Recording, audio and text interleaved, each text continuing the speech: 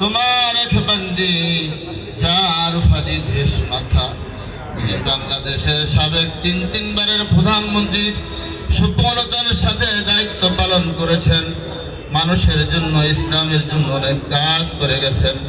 শহীদ মরহুম প্রেসিডেন্ট জিয়াউর রহমানের সহধর্মিণী আমাদের মাতৃতুল্য মরহুমা খালেদা জিয়ার রুহের মাগফিরাত কামনার্থে আমরা তোমার আলিশান দরবার হাত উঠিয়েছি। তার জীবনের সকল গুনাহগুলিকে তুমি মাফ করে দাও আল্লাহ। শহীদ মরহুম প্রেসিডেন্ট জিয়াউর রহমানকে পুরোপুরি শাহাদাতের মর্যাদা দান করো আল্লাহ। তার ছেলে মরহুম আরাফাত রহমান কোকর জীবনের সকল গুনাহগুলিকে তুমি মাফ করে দাও আল্লাহ। আগামী রাষ্ট্রনায়ক তারেক রহমানের জীবন আয়াতের মধ্যে তুমি বারাকা দান করো আল্লাহ। বাংলাদেশের প্রধানমন্ত্রী হিসেবে তুমি কবুল মঞ্জুর করে নাও আল্লাহ।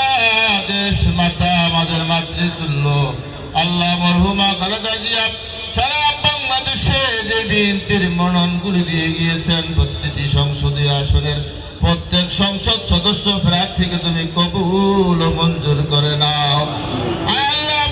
আমাদের এই চরপেশনের মাটি ও মানুষের এই চরপেশনের কৃতি সন্তান সারা বাংলাদেশে আজকে নেতৃত্ব দিচ্ছে আমাদের প্রিয় ভাই জননন্দিত জননেতা জনাব নুরুল ইসলাম ভাইকে তুমি কবুল ও মঞ্জুর করে নাও আল্লাহ। নুরুল ইসলাম নয়ন ভাইকে তুমি এমপি হিসাবে কবুল ও মঞ্জুর করে নাও আল্লাহ। বিপুল ভোটের ব্যবধানে যেন আমরা তাকে এমপি হিসাবে বিজয়ী করে জাতীয় সংসদে পাঠাতে পারি তুমি সেই ব্যবস্থা করে দাও আল্লাহ। তার মা বাবার কবরটাকে তুমি জান্নাতে পরিণত করে নাও আল্লাহ। তার বাবা আল্লাহ মরহুম করিম ওয়াহিদ্দিন সাহেব এবং তার মার জীবনের সকল গুনাহগুলিকে তুমি মাফ করে দাও আল্লাহ। তার আত্মীয় স্বজন যারা দুনিয়া থেকে চলে গেছে সকলকেও তুমি মাফ করে দাও আল্লাহ।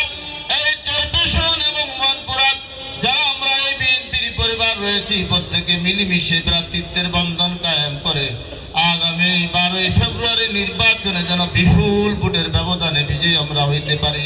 আমাদের দানের শীষকে আমাদের নুরুল ইসলাম নয়ন ভাইকে যেন আমরা বিজয়ী করতে পারি সেই পরিবেশ সেই ব্যবস্থা তুমি করে দাও।